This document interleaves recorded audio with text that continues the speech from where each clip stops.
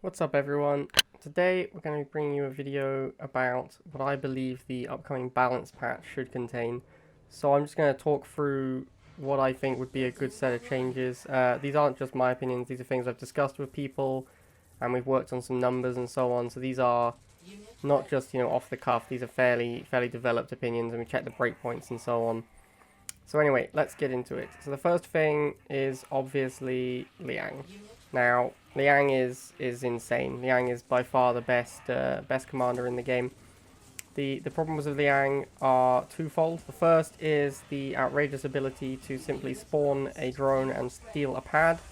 And if there's no anti-air unit on that pad, then it can just sit there forever. It's like 26 seconds uptime or something. This is just outrageous. It doesn't cost pop cap, but it contests pads. So having it sitting there is just way too good. The second issue is the healing. The amount it heals is insane. It's a base heal amount plus 3.33% a second. This with high hit point units is just completely disgusting. If you put this with like a sandstorm, for example, as you can see, it can beat two laser troops at the same time. And laser troop should be the hard counter to sandstorm. And it'll win against two of them, which is absolutely insane to me. So my proposed changes for Liang would be no longer contests pads. Clearly this is a thing that can be done because rockworms do not contest pads whilst they're burrowed, and reduce the healing percent down to around 2.5% instead. That's still a lot. As we were talking about before, the sandstorm is insane with Liang. I think this unit is just way too good. The fact that it annihilates all the air is very good versus ground vehicles, and then it can also beat cheaper infantry. Having a unit that can beat all three types in the game is pretty strong.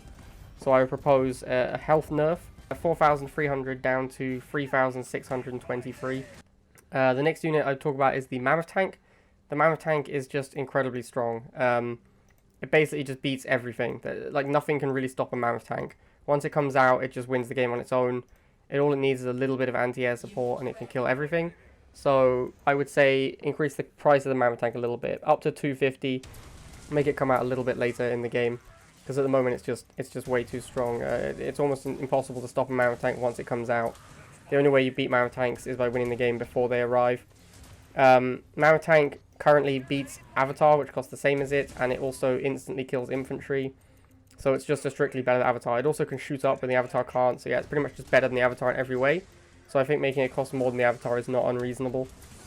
The Mohawk. Mohawk got a buff a while back, a rate of fire increase, that I think it never needed. The very main reason it got it is that the War Factory meta was very strong. Like, Pitbulls and Bikes were both overpowered, so Mohawk needed to also be overpowered to compete with them. Both Pitbulls and Bikes have been nerfed now, so I don't think the Mohawk needs that buff anymore. So I would say rate of fire from 1.15 to 1.4 seconds. Next is the Orca Bomber, reduced damage to vehicles from 800 down to 720, and damage to infantry from 270 to 216, and then an increase on the reload time of 8 seconds to 10 seconds. Next is obviously the Razorback. Razorback is clearly way too strong. It's very easy to make a wall of missile troopers, and then fly the Razorback over them, and it's impossible to catch the Razorback with anything, and nothing can really kill the missiles easily with the Razorback there. Also, the Razorback is too efficient against vehicles. It actually beats a Buggy 1v1, even though a Buggy is an anti-air unit and Razorback is not an anti-vehicle unit. So my proposed damage change reduces the vehicle damage by about 50%, and move speed from faster to fast, which is 8 to 6.928, and this just makes it a little bit easier to catch. Next is the Slingshot. Slingshot is generating way too much value. It just crushes all light air. As you can see in the video clip, it just kills. It can kill basically infinite copies of laser drones coming at it. All light air just gets annihilated by it, but it's surprisingly not that good against heavy air. Like, Orcas will beat Slingshots, and so will Infernos and Orcas. So it's an awkward unit where it crushes light air insanely hard, but isn't that good versus heavier air. But yeah, things like laser drones and Banshees just get completely destroyed by it. So I would propose bringing the cost up to 60, just because it's just clearly very strong right now. Next is Solomon. Solomon, when it got a change to the radial damage, it used to do 100% on the middle tile and 50% on the outer tile. They changed it so it slowly scales down the further away from the middle you are. That introduced a bug, that is now causing it to do 6,000 damage to a base or structure. When you directly hit a base, it does 6,000. This is more than it's supposed to be doing. This allows you to do Solomon base cheese kills, where you simply iron cannon your opponent's base twice after winning the first missile, and then with a little bit of chip damage you kill their base. So I would recommend reducing the damage to structures from 6,000 to 4,000 to fix that. Zone Troopers, and also a little bit Cyborgs and Laser Drones here. When these guys got their attack speed buff, there was a big patch that buffed the attack speed of Cyborgs and Zone Troopers and Laser Drones, and then all three of those changes were reverted, but the attack delay was not changed along with the attack speed. This means that the units now fire in a burst fire pattern. So instead of firing consistently with the same amount of time between each shot, they will fire all of their shots, then have a little bit of a cooldown period, then fire all their shots again. With Zone Troopers, this means they're now insta-gibbing things like Venoms. So even 2 Venoms versus Zone Trooper will do nothing, because they just will instantly kill one of them, and then instantly kill the second one, without taking that much damage. Change that delay from 0.75 to 1.5 on Zone Troopers, from 0.75 to 1 on Cyborgs, and from 0.3 to 0.375 on Laser Drones. At the same time, also, now that Bikes got the nerf to air damage, there's a breakpoint where Laser Drones will survive a Bike missile at something like plus 0.7 levels. So I would recommend Laser Drones also lose 25 hit points and go from 200 to 175. Finally, on GDI, War Dogs got a buff from 20 DPS to 22 DPS.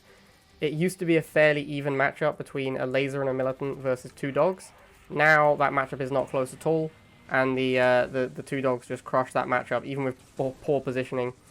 They're just way too efficient now. They only cost 10. In the early game, if you open War Dogs, you can basically just beat a barracks opener in the early game, unless they commit heavily to lasers, at which point you can just tech switch and punish them.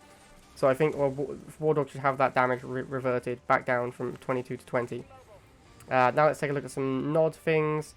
Now the first thing I'd like to talk about with Nod is the Shade. Obviously the Shade is completely outrageous. It can take out things like a Sandstorm, which is an anti-air tech unit, without even taking a hit, which is just outrageous. So my recommendations here are cost from 40 to 70, health from 1,333 to 1,210, reload speed from 6.25 to 8.25, and structure damage 50% reduced. And then finally, this one is a little bit stranger. This one I'm not so convinced on.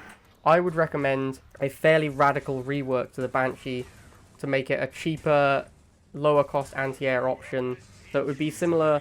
It'd be a similar situation as Drones and Talon has, but with Laser Drones and Banshee. So the recommended change here would be reduce the cost to 40, nerf the health from 1210 to 909, change the damage to air to 250, damage to structures from 382 to 211, damage to vehicles from 382 to 211, and an initial attack delay change of 0.5 to 0.2. This will let it fire slightly sooner in engagements. But the main reason for this, it'd be a full rework of the Banshee to try and make it Nod's cheap anti-air option. Just give Nod a little bit more power in air-to-air in the early game, so they're not so reliant on Bikes in the early game. Oh, one more thing, sorry, I forgot to mention. I think the reduction on the tech lab for each building you open should be changed from 30 to 20. So every time you build a building, instead of it being reduced by 30, it would be reduced by 20, and then the actual tech lab cost would go from 150 to 140. And this should hopefully slow down tech a little bit and make tech a little bit less dominant, let people actually close out games before tech comes out. My personal ideal change would be to rework every single tech unit in the game and make them all less powerful and cheaper, but that's a big undertaking, and yeah, I don't know all the numbers that would make sense for that. So I think a stopgap would be to change the reduction from 30 to 20 and reduce the cost of the tech lab from 150 to 140. Alright guys, hope you enjoyed that. Let me know what you guys think in the comments, and hopefully we'll see some of these changes get implemented. Well, at least I think it'd be great anyway. Alright guys, see you next time.